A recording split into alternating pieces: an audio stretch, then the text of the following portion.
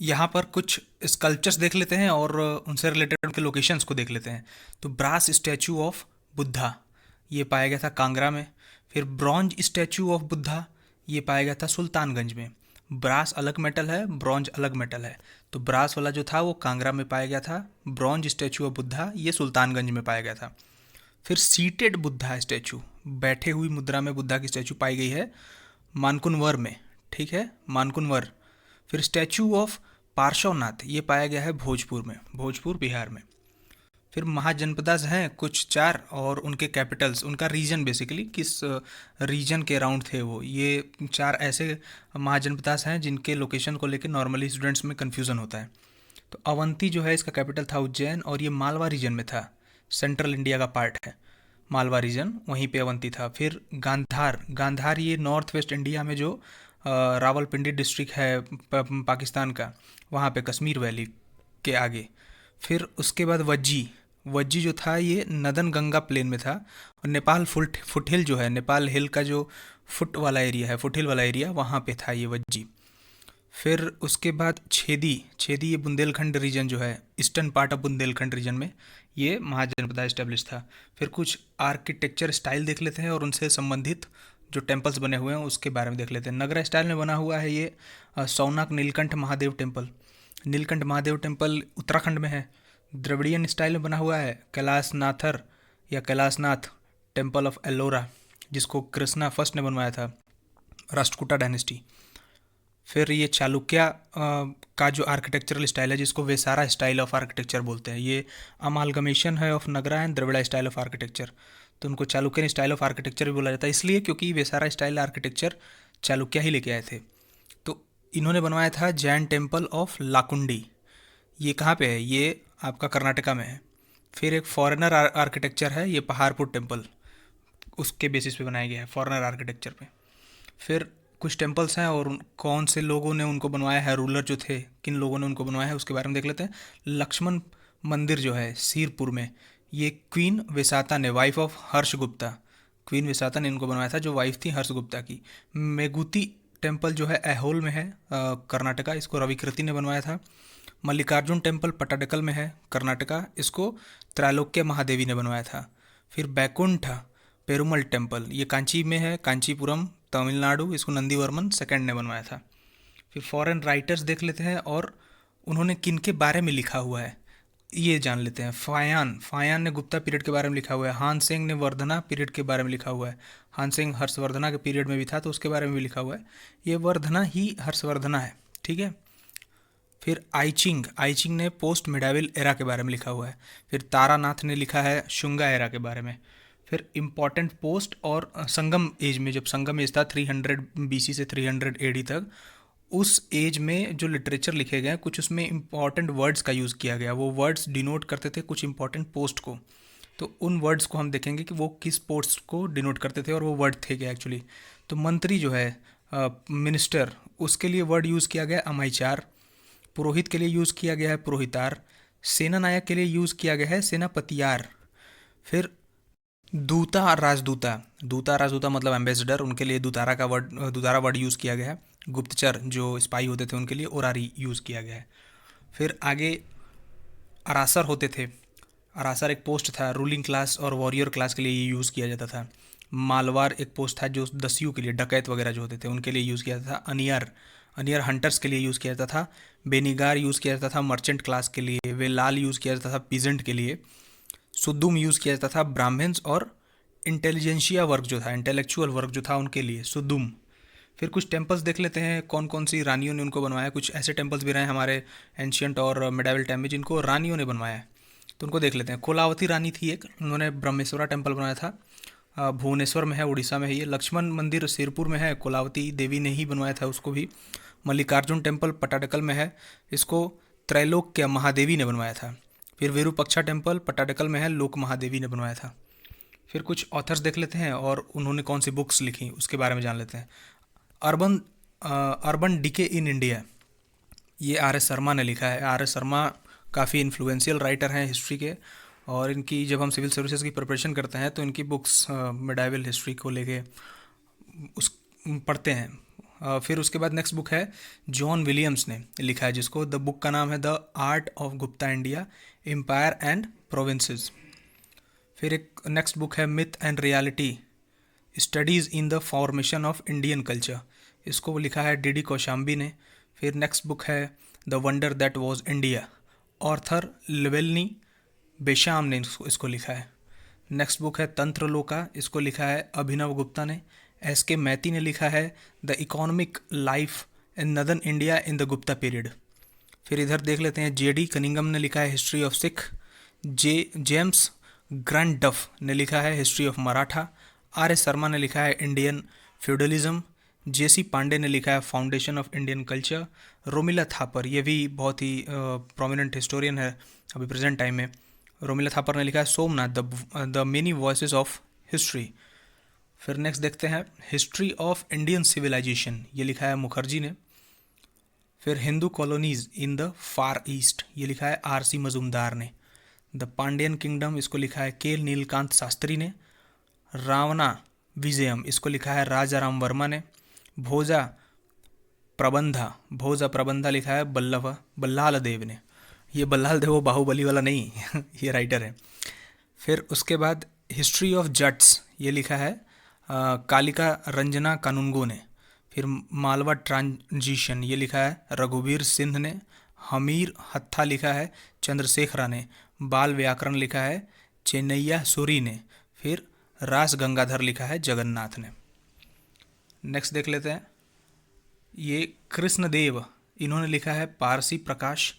फिर शुक ने लिखा है राजवली पताका, ये राजवली पताका शुक ने लिखा था। फिर कुछ मॉन्क्स देख लेते हैं, उनको अलग अलग जगह पे बुद्धिज़्म का प्रचार करने के लिए भेजा गया था या वो खुद से गए थे। तो कभी कभी एग्ज़ाम में ऐसे पूछ देता है कि बताइए नॉर्थ वेस्टर्न रीजन जो है इंडिया का, जैसे अफगानिस्तान वगैरह, या फिर हिमालयन रीजन में किसको बुद्धिज़्म का प्रचार करने के लिए भेजा था, तो ये क्वेश्चंस आ जाते हैं। तो हम देख लेते हैं, कश्मीर और गांधार में गए थे बुद्धिज़्म का प्रचार करने के लिए मझंतिका। यमन में गए थे महारक्षिता। हिमालयन रीजन में गए थे मझिमा। अपरांतिका में गए थे धर्म रक्षिता। ठीक है, महिषा मंडल में गए थे महादेव। बनावसी में गए थे रक्षिता। सुवर्ण भूमि, ये जो हमारा साउथ ईस्ट एशिया वाला इंडोनेशिया वाला जो पार्ट है, वहाँ गए थे सन एंड उत्तरा। श्रीलंका में गए थे महेंद्र एंड संघमित्रा। फिर कुछ डायनेस्टी देख लेते हैं, उनके कैपिटल को देख लेते हैं। चालुक्य ऑफ गुजरात, ये चालुक्य 3 डायनेस्टी थी, ठीक है। तो ये जो चालुक्य और गुजरात थे, इनका कैपिटल था एनहिलवाड़ा। फिर कल्चुरी ऑफ छेदी, इनका त्रिपुरी था, ये त्रिपुरी एमपी में पड़ता है, त्रिपुरा नहीं है ये। फिर चौमुहाना या चौहाना ऑफ साकम्बरी, इनका कैपिटल था अजमेर, बाद में इसको दिल्ली शिफ्ट किया इन्होंने। गढ़वाल डायनेस्टी कन्नौज में कैपिटल था। चौहान डायनेस्टी अजमेर बताया मैंने। कल्चुरी जबलपुर, कल्चुरी ने बाद में त्रिपुरी से जबलपुर अपना कैपिटल शिफ्ट कर लिया था। परमार डायनेस्टी मालवा में थे, ये धार रीजन। फिर तीर्थकर देख लेते हैं, कुछ प्रोमिनेंट तीर्थकर हुए हैं जैन रिलीजन में, और उनका बर्थ प्लेस क्या था। तो ऋषभ देव अयोध्या में पैदा हुए थे, राम जन्मभूमि अयोध्या। और फिर उसके बाद संभवनाथ सारावस्ती में पैदा हुए थे। ये सारे डिस्ट्रिक्ट यूपी के हैं, इसलिए इंपॉर्टेंट है ये सारे क्वेश्चन। ये पूछे जाते हैं कि यूपी के जब क्वेश्चन आते हैं स्टैटिक हिस्ट्री से, तो पूछा जाता है कि जैन तीर्थकर कहाँ पे पैदा हुए थे। तो ये फिर पद्मनाथ जो हैं, पद्मनाथ ये कौशाम्बी में पैदा हुए थे। फिर पार्श्वनाथ काशी वाराणसी में पैदा हुए थे, उस वक्त काशी बोला जाता था इसको। फिर वैदिक ऑफिशियल्स और उनके फंक्शंस को देख लेते हैं। कुछ वैदिक ऑफिशियल्स रहे हैं और वो क्या काम करते थे। संघहित्री जो ट्रेजरर्स होते थे, जो ट्रेजरी की रक्षा करते थे या खजाने की रक्षा करते थे, उनको संघहित्री कहते थे। भागा दुगा ये टैक्स कलेक्टर को बोलते थे। फिर जीवा ग्रीवा ये पुलिस ऑफिसर को बोलते थे। पालगल बोलते थे मैसेंजर को। बावाता बोलते थे। ये टर्म है एक संस्कृत डिक्शनरी में, अब इसका मेंशन कहीं नहीं मिला ठीक से कि ये इसका मतलब होता क्या है। आपको अगर पता होगा तो आप प्लीज़ कमेंट बॉक्स में मुझे बताइएगा। वेदास और उनसे रिलेटेड ब्राह्मण्स, मतलब अलग अलग वेदास में अलग अलग ब्राह्मणों के बारे में मेंशन किया गया है। तो चारों वेदा में हम देख लेते हैं कौन कौन से ब्राह्मणों के बारे में मेंशन किया गया प्रोमिनेंटली। ऋग्वेदा में कौशिष्टकी ब्राह्मण, यजुर्वेदा में तैतीरिया ब्राह्मण, सामवेदा में पंचविश ब्राह्मण और अथर्ववेदा में गोपथ ब्राह्मण का वर्डों का इस्तेमाल किया गया है। फिर कुछ इंपॉर्टेंट हिस्टोरिकल मोनूमेंट्स हैं, स्कल्पचर्स हैं और कुछ धरोहर्स हैं हमारी, और प्रेजेंट डे उनका लोकेशन कहाँ पे है इसके बारे में देख लेते हैं। धमेक स्तूपा ये सारनाथ में है, वाराणसी। विश्राम मठ या विश्राम मठ ये कौशाम्बी में है, इलाहाबाद। फिर रानाभर स्तूपा, ये कुशीनगर में है। सेहत मेहत श्रावस्ती में है। फिर भीम बेटका बेटका मध्य प्रदेश में है। सोर टेम्पल तमिलनाडु में है। हम्पी कर्नाटका में है। मानस वाइल्ड लाइफ सेंचुरी या नेशनल पार्क आसाम में है, ये हिस्टोरिकल लोकेशन भी है। हरप्पन साइट कुछ देख लेते हैं और प्रेजेंट उनका लोकेशन क्या है। बालू एक साइट है, हरप्पन साइट, ये हरियाणा में है। फिर पदारी एक साइट है, गुजरात में है। हुलास उत्तर प्रदेश में है। मंडी उत्तर प्रदेश के मुजफ्फरनगर में है। फिर बिरभानपुर वेस्ट बंगाल में है। लोटेश्वर गुजरात में है। पैसारा बिहार में है। सरसाई नहार राय ये उत्तर प्रदेश में है। ठीक है। फिर पीजेंट कस्टम्स और area where the customs was prevalent, कुछ जो हमारे एग्रीकल्चरिस्ट थे हिस्ट्री में, तो उनके कुछ कस्टम्स रहे थे और वो किस एरिया में प्रिवेल्ड थे उसके बारे में देख लेते हैं। तो एक कस्टम था जिसका नाम था जजमानी, ये नॉर्थ इंडिया में प्रिवेल्ड था। फिर बारा बलूट ये महाराष्ट्र में प्रिवेल्ड था। मिरासी ये कर्नाटका में प्रिवेल्ड था और अदादे ये तमिलनाडु में प्रिवेल्ड था। कुछ रूलर्स उनके क्वीन के बारे में देख लेते हैं। चंद्रगुप्त मौर्य की जो क्वीन थी उनका नाम कुमार देवी था। समुद्रगुप्त मौर्य की क्वीन का नाम दत्ता देवी। चंद्रगुप्ता सेकंड की क्वीन का नाम था कुबेर नागा। कुमार गुप्ता फर्स्ट की क्वीन का नाम था अनंत देवी।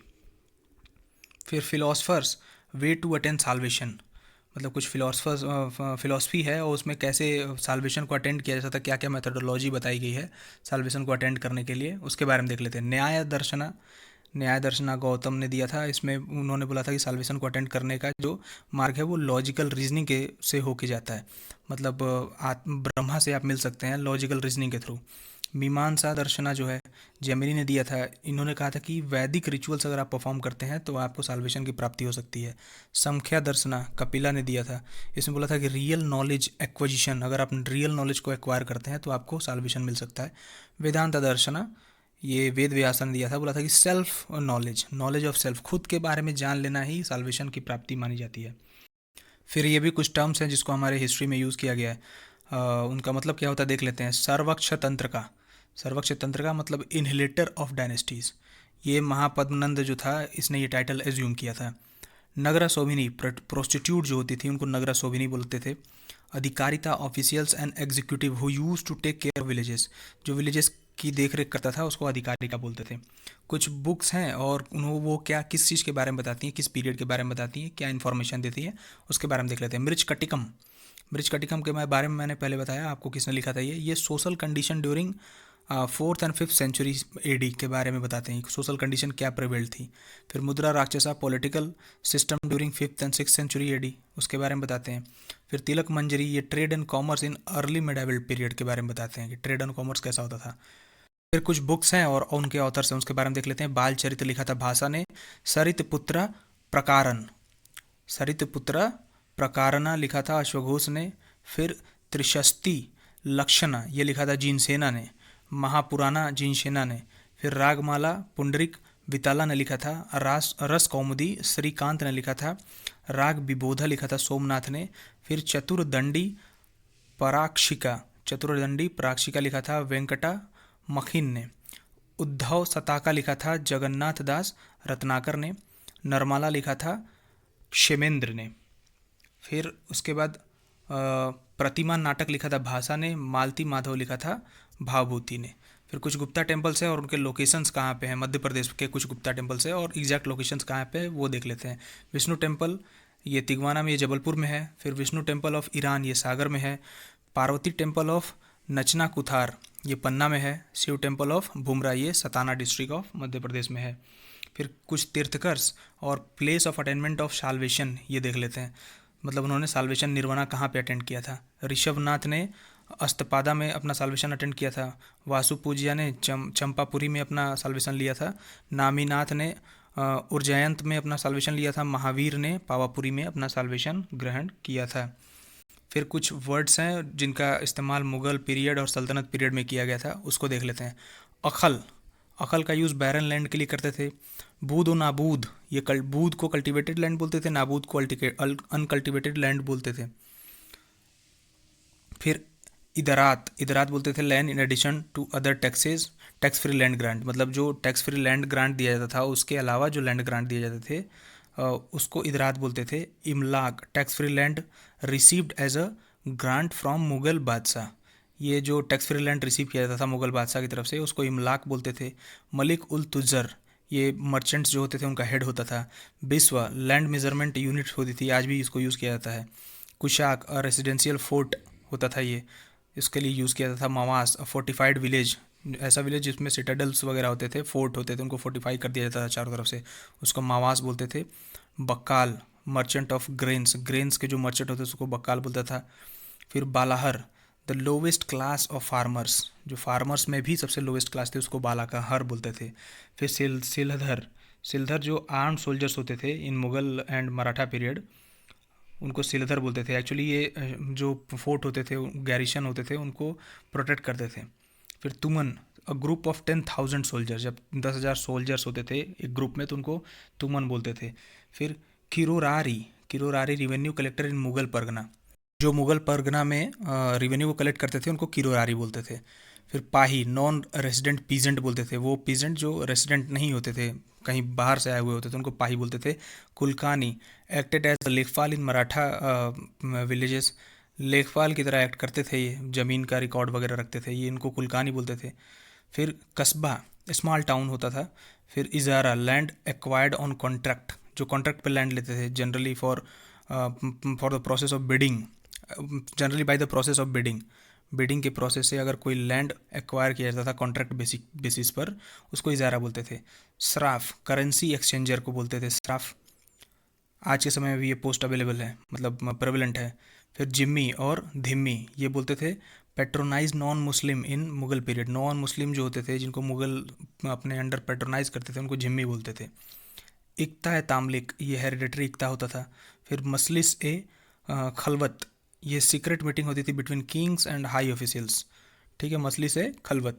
महसूल, टोटल इनकम यानी total revenue generated from provinces, उसको महसूल बोलते थे। फिर इक्ता है इस्तिगल, ये शॉर्ट टर्म फौजदारी होते थे, मतलब शॉर्ट टर्म के लिए जो फौजदारी दी जाती थी वो इक्ता है इस्तिगल होती थी उसका नाम। फिर कुछ रूलर देख लेते हैं और वो किस स्टेट से बिलोंग करते थे उसके बारे में जान लेते हैं। राणा हमीर, ये मेवाड़ से थे। राणा चंडा, ये मारवाड़ से थे। मलिक राजा फारूकी, ये खानदे से थे। मलिक सरवर ख्वाजा जहाँ, ये जौनपुर से था। फिर उसके बाद बाज बहादुर मालवा से। कुतुब शाह गोलकुंडा से। फिर सुल्तान मुजफ्फ़र शाह, ये गुजरात से थे। फिर कुछ नाम है और दरगाह हैं, कुछ हमारे पुराने सेंट वगैरह रहे हैं उनके दरगाह के बारे में जान लेते हैं। शेख मोइनुद्दीन चिश्ती, अजमेर दरगाह है, ठीक है, जहाँ जिसको कुतुबुद्दीन ऐबक ने बनवाया था, 2.5 दिन का झोपड़ा। फिर शेख शेख बुरहानुद्दीन गरीब, ये दौलताबाद में है, देखिए इनका नाम है बुरहानुद्दीन गरीब, लेकिन इनका दरगाह है दौलताबाद में, ठीक है। फिर ऐसे याद रख सकते हैं आप। फिर शेख मोहम्मद हुसैन, ये गुलबर्ग में थे, गुलबर्ग इनका जो दरगाह है गुलबर्ग कर्नाटका में। फिर शेख निजामुद्दीन औलिया, निजामुद्दीन औलिया ये दिल्ली में, तुगलक के करीबी थे ये। फिर कुछ इवेंट्स हुए हैं इम्पोर्टेंट और उनके डेट देख लेते हैं। ट्रिटी ऑफ देवगांव, ये 17 दिसंबर 1803 को हुआ। लॉर्ड हास्टिंग ने अबलाइज कर दिया प्री सेंसरशिप 1818 एडी में। फिर झाओकोंग बाग मस्करा हुआ झांसी में, ये 8 जून 1857 को हुआ। फिर प्रोविज़न ऑफ फीमेल फोर्टिसाइड 1804 में प्रोविज़न लग गया फीमेल फोर्टिसाइड पे। Seva Samiti boy scout union founded by Shri Ram Vajpayee in 1904, मतलब Seva Samiti boy scout union जिसको फाउंड किया था राम वाजपेयी ने 1904 में बॉम्बे में।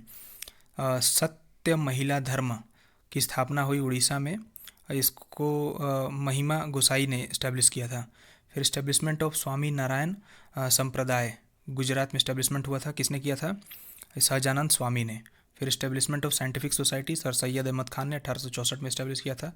फिर उसके बाद society for translating European science, इसको फाउंड किया गया कलकत्ता में 1825 में।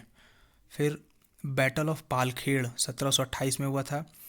गोलमुरी 3 प्लेट स्ट्राइक ये 1929 में हुआ था। Great Indian peninsular railway strike 1930 में हुआ था। आसाम बंगाल रेलवे स्ट्राइक 1921 में हुआ था। अहमदाबाद टेक्सटाइल स्ट्राइक ये 1918 में हुआ था। सुभाष चंद्र बोस ने आज़ाद हिंद गवर्नमेंट की स्थापना की थी सिंगापुर में 21 अक्टूबर 1943 को। ट्रिटी ऑफ एक्साला पैलेस एक्साला सैपल ये हुआ था 1748 में। किस में हुआ था ये? फ्रेंच और ब्रिटिश ईस्ट इंडिया कंपनी में, मतलब वहाँ पे फ्रांस और यूके में हुआ था, treaty of Aix la Chapelle. Occupation of Madras by La Bourdonnais, ये 1776 में इसने ऑक्यूपाई कर लिया था। डुप्लिक्स डिसमिसल फ्रॉम इंडिया 1754 में, ये सेकंड एंग्लो फ्रेंच वॉर था, उसमें हार गए थे फ्रेंच, तो डुप्लिक्स जो फ्रेंच का गवर्नर था उसको यहाँ से हटा दिया गया और उसके ऊपर मुकदमा चलाया गया था फ्रांस में। फिर बरकपुर रेबेलियन, ये नवंबर 1824 में हुआ था। बहरामपुर रेबेलियन फरवरी 1857 में हुआ था।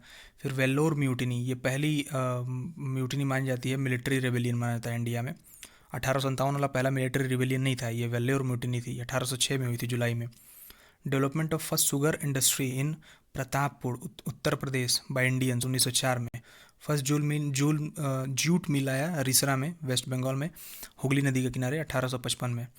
Steel production for the first time in India 1874 में, JRD टाटा। फिर first textile mill started in Bombay in 1854 by KGN Davar. ठीक है, फिर कुछ मूवमेंट देख लेते हैं और उससे रिलेटेड जो लीडर्स हैं, उससे एसोसिएटेड लीडर्स किसने उसकी लीडरशिप ली थी हाथ में। इजहवा मूवमेंट, ये केरला में हुआ था, मालाबार कोस्ट में। इजहवा एक कास्ट हुआ करता था, लोअर कास्ट हुआ था, इनके साथ डिस्क्रिमिनेशन किया जाता था, तो ये एक मूवमेंट क्रिएट हुआ 1888 में, जिसकी लीडरशिप रही श्री नारायण गुरु के हाथ में। फिर जस्टिस मूवमेंट के कई लीडर थे, CN मुदलियर थे, TM नायर थे और त्यागराज थे, ये मद्रास में मूवमेंट चला था। फिर आत्मसम्मान मूवमेंट या सेल्फ रिस्पेक्ट मूवमेंट बोलते हैं इसको, EV रामास्वामी नहीं करी, तमिलनाडु में हुए था ये मूवमेंट, और 1920 में हुआ था, 1920s में। इसके मेन लीडर जो थे EV रामास्वामी नहीं थे।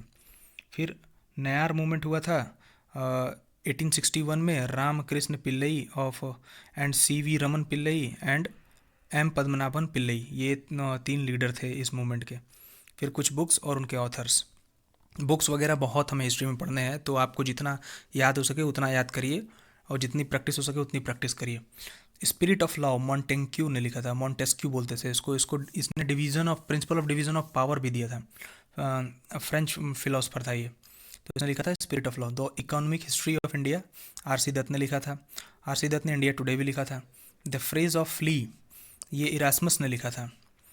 The memories of INA and its Netaji, ठीक है, ये लिखा था शाहनवाज खान ने। The history of sepoy war, John William Kaye ने लिखा था। The Indian mutiny in perspective, sir George MacMunn ने लिखा था। बंग दर्शन को लिखा था बंकिम चंद्र चटर्जी ने। गुबार ए खातिर को लिखा था अब्दुल कलाम आज़ाद ने। History of British India James मिल ने लिखा है। अवध इन रिवॉल्ट 1984, इसको लिखा है रुद्रांशु मुखर्जी ने। फॉल ऑफ एम्पायर, ये लिखा है जादूनाथ सरकार ने।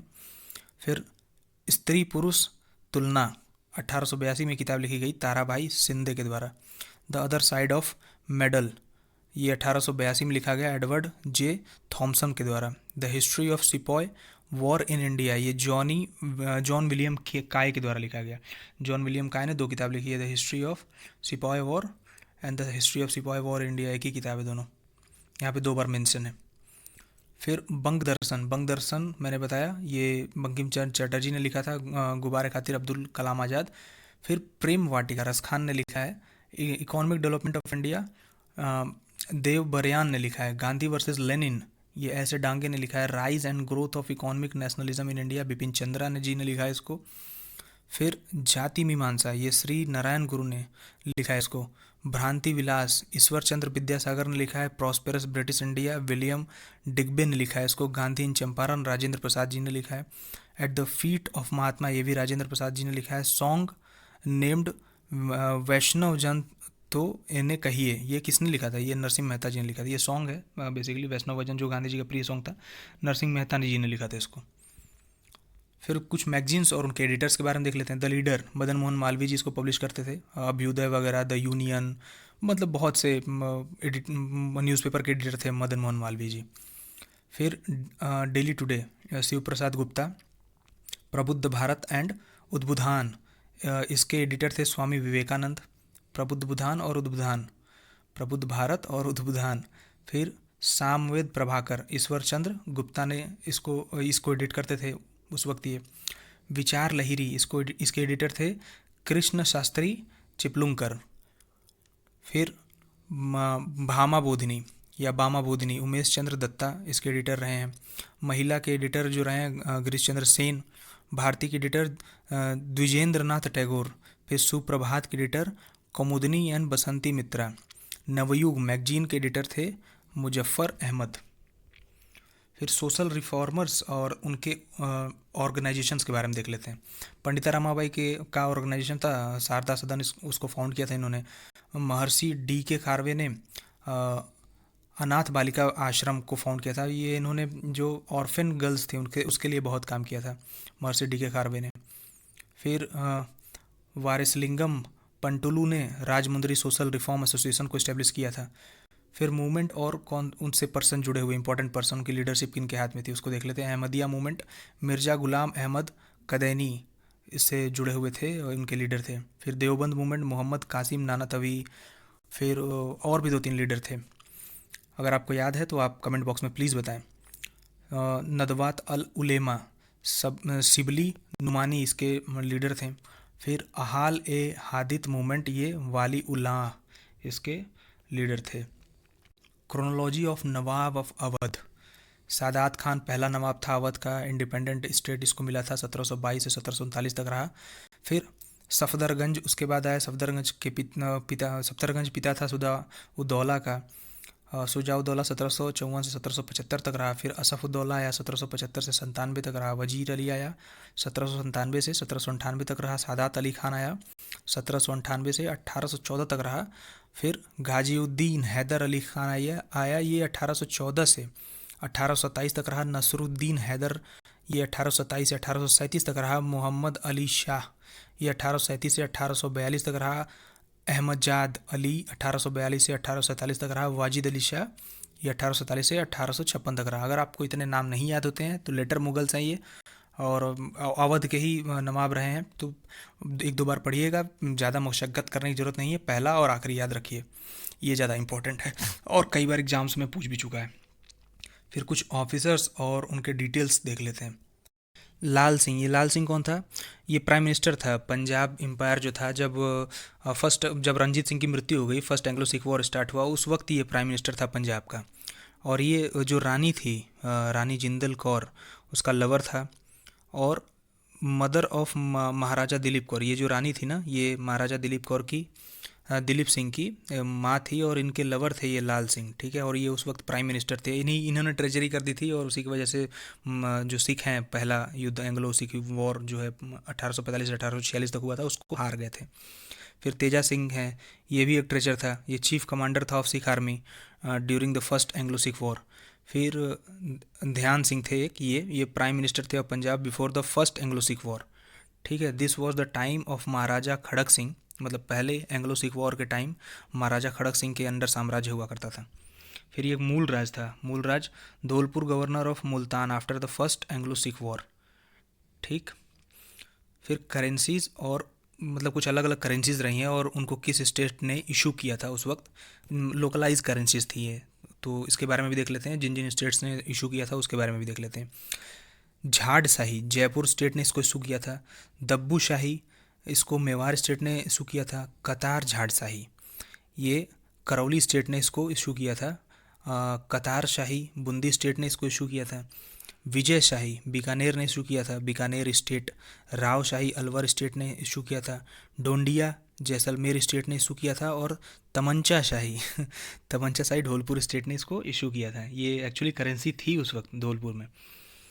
कुछ ऐसे नाम जिनसे कुछ इवेंट्स जो हैं एसोसिएटेड हैं, कुछ प्रमुख इवेंट्स हैं, जैसे कर्नल मिशेल जो था, ये कमांडिंग ऑफिसर था ऑफ 19th नेटिव इन्फेंट्री, जो थी बहरामपुर में at the time of 1857 rebellion, ठीक है। तो नेटिव इन्फेंट्री जो थी, उसका कमांडिंग ऑफिसर था कर्नल मिशेल, जब 1857 का रेवेलियन हुआ था। फिर जनरल हियरशे कमांडिंग ऑफिसर था 34 नेटिव इन्फेंट्री का उसी दौरान 1857 के रिवेलियन में। फिर जनरल विलियम हैविट, ये कमांडिंग ऑफिसर था of Meerut at the time of 1857, Meerut जो कैंटोनमेंट था उसका कमांडिंग ऑफिसर था। फिर huge wheeler, commanding officer of Kanpur 57 के दौरान ही, ये इसी ने सप्रेस किया था जो कानपुर में रेबेलियन हुआ था 1857 का, उसको सप्रेस करने में इसका बहुत बड़ा योगदान था, मतलब मेनली इसी ने किया ही था, इसी का नाम आता है। फिर सर विलियम वेडरबर्न, ये formulated cooperative movement in India, इसी ने कोऑपरेटिव मूवमेंट को फॉर्मुलेट किया था पहली बार इंडिया में। Albert mayor formulated Etawah pilot project, ठीक है। फिर British government formulated grow more food campaign. ऐसे से ऑन द पेपर थे ये सब चीज़ें, मतलब ये सब प्रोजेक्ट तो वो लेके ऑन पेपर पे लिख के लेके आते थे, लेकिन कुछ उसको इम्प्लीमेंट नहीं करते थे ग्राउंड लेवल पर। महात्मा गांधी ने सेवाग्राम प्रोजेक्ट इस्टेब्लिश किया। फिर फ्रांसिस्को दे अल्माइडा ब्लू वाटर पॉलिसी लेके आया था ये ब्लू वाटर पॉलिसी। ये देखिए, फ्रांसिस्को दे अल्माइडा जो था ना, ये पहला पुर्तगीज रिप्रेजेंटेटिव था, गवर्नमेंट का रिप्रेजेंटेटिव, और इंडिया में पुर्तगीज़ का पहला गवर्नर था ये। तो इसने सोचा था कि ब्लू वाटर पॉलिसी हम लगाते हैं। अब ये ब्लू वाटर पॉलिसी थी क्या? इनका इनिशियल जो टारगेट था वो ये नहीं था कि हम इंडिया में लैंड कैप्चर करेंगे और वहाँ से फिर ट्रेड बढ़ाएंगे, ये चाहते थे इंडियन ओशियन को कैप्चर करना। तो इनका ये काम, तो ये इन्होंने सोचा था कि हम इंडियन ओशियन को कैप्चर कर लेंगे और जितनी भी शिप्स वगैरह आती हैं वहाँ ट्रेडिंग के लिए, जैसे अरब्स वगैरह अपने शिप लेके आते थे और भी बाकी कंट्रीज शिप लेके आती थी, और जो भी रॉ मटेरियल्स था इंडिया से लेके जाते थे, तो उन पे हम टैक्सेस लगाएंगे। तो ये उनकी ब्लू वाटर पॉलिसी थी, जिसको ये इम्प्लीमेंट नहीं कर पाए और युद्ध में हार गए थे ये। अरबों से गुजरात वगैरह में युद्ध हुआ था तो उसमें हारे थे ये, उनकी बाद में मृत्यु भी हुई थी। फिर उसके बाद आया अल्फोंसो दे अबुलकर्क। ये he had inspired his Portuguese countryman कि वो इंडियन से शादी करें, इंडियन वुमेन से। और फिर यही इसका बहुत बड़ा रोल था पुर्तगीज सेटलमेंट इन इंडिया। आज के समय में गोवा को अगर हम जानते हैं farmer Portuguese capital, farmer Portuguese territory के रूप में, तो उसको बसाने में बहुत बड़ा योगदान दिया था ये अल्फोंसो दे अबुलकर्क ने। ये द नहीं है, ये दे होगा। नीनो दे कुन्हा, ये कैपिटल को मतलब जो गोवा है उसको वहाँ पे कैपिटल ट्रांसफ़र किया कोचीन से, पुर्तगीज़ कैपिटल। फिर Martin Alfonso D'Souza the famous Jewish saint Francisco Xavier came along with him, मतलब ये दोनों इसके साथ फ्रांसिस्को जेवियर जो जूइश सेंट था इसके साथ ही आया था इंडिया में। फिर कुछ एक्ट देखते हैं और कौन से ईयर में वो पास हुए थे ये देख लेते हैं। एक्ट प्रिवेंटिंग सेडिशियस मीटिंग 1907 में ये स्वदेशी मूवमेंट चल रहा था। तो सेडिशियस मीटिंग मतलब, सेडिशियस मीटिंग क्या थी कि अगर आप 4-5 लोग मिल के कहीं खड़े हैं तो आपको आएगी ब्रिटिश सरकार की जो सिपाही पुलिस वाले हैं, वो आएंगे आपको पकड़ के लेके चले जाएंगे। तो मीटिंग करना बेसिकली रोड पर भी 4-5 लोगों की ग्रुपिंग इकट्ठा होना, वो भी प्रोहिबिट कर दिया गया था इस एक्ट से। फिर एक्सप्लोसिव सब्सटेंसेस एक्ट 1908 में ही आया था। देखिए लगातार ये एक्ट आए हैं उसी पीरियड में ही, केवल स्वदेशी स्वदेशी मूवमेंट को सप्रेस करने के लिए। Indian criminal law amendment act 1908 में आया। फिर newspaper act incitement of offences, इसका पूरा नाम था newspaper incitement of offences act 1908 में आया।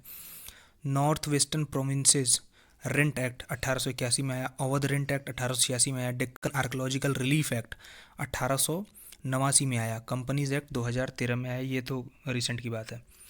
फिर इंडियन आर्म्स एक्ट 1878 में आया। फिर रॉयल टाइटल एक्ट 1876 में आया। इंडियन हाई कोर्ट एक्ट 1861 में आया।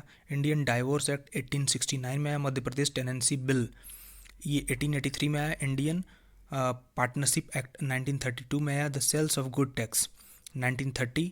Indian contract act 1872। Indian factory act 1881। Indian factory act दूसरा आया था जो 1891 में था, उसके बारे में मैंने पीछे बताया। फिर कुछ मुग़ल एम्परर्स और उनके वज़ीर को देख लेते हैं जो उनके टाइम में अपॉइंटेड थे। तो अकबर के समय में जो वज़ीर था, या दीवान कुल भी बोलते थे उस वज़ीर को, ये एक पोस्ट थी, तो वो उसका नाम था मुज़फ़्फ़र खान। फिर बाबर के समय था निज़ामुद्दीन मोहम्मद खलीफा। शाहजहाँ के समय था असफ़ खान। औरंगज़ेब के समय था असाद खान। ये दोनों अलग अलग नाम है, असफ़ खान, असाद खान, ठीक है। तो यहाँ पे ख़त्म होता है हमारा हिस्ट्री का लिस्टिंग वीडियो। अगर ये आप ये पूरा वीडियो देखते हैं जो 5-5.5 घंटे का है, तो मैं आपको गारंटी के साथ बोल सकता हूँ कि 90% से अधिक पार्ट स्टैटिक पोर्शन जो है एंशियंट, मेडाइवल और मॉडर्न हिस्ट्री का हमने इस लिस्टिंग वीडियो में कवर किया हुआ है। जो भी इन्फॉर्मेशन इसमें नहीं थी या कहीं छोटी मोटी मिस्टेक थी तो उसको मैंने करेक्ट किया है और अलग से भी काफ़ी इन्फॉर्मेशन प्रोवाइड कराने की कोशिश करी है। अगर आपको ये वीडियो पसंद आया हो तो आप चैनल को सब्सक्राइब करें अगर नहीं किया है तो, और प्लीज़ लाइक द वीडियो। और एक जाते जाते मैं ये बात बोलना चाहूँगा आपसे कि अगर आप किसी भी गवर्नमेंट एग्ज़ाम की प्रिपरेशन करते हैं, खास करके वैसे पीसीएस लेवल के एग्ज़ाम जो उत्तर प्रदेश लोक सेवा आयोग कंडक्ट कराता है, या बिहार लोक सेवा आयोग कंडक्ट कराता है, या उत्तराखंड लोक सेवा आयोग ही कंडक्ट कराता है, तो उससे रिलेटेड अगर आप पेड कोर्सेज ज्वाइन करना चाहते हैं तो आप इन नंबर्स पर फ़ोन कर सकते हैं और आपको 24 घंटे के अंदर रिप्लाई कर दिया जाएगा। और अगर आप पेड इनिशिएटिव नहीं ज्वाइन करना चाहते तो हमारा फ्री इनिशिएटिव भी चलता है टेलीग्राम पे, आप उसको ज्वाइन कर सकते हैं। उस पर रोज़ हम करंट अफेयर्स अपडेट करते हैं, क्विज़ कराते हैं जिसमें 50 क्वेश्चन रोज़ दिए जाते हैं, तो आप अपना सेल्फ इवेल्यूशन कर सकते हैं। तो thank you for listening this long video and see you again. I am Nitesh Singh signing of.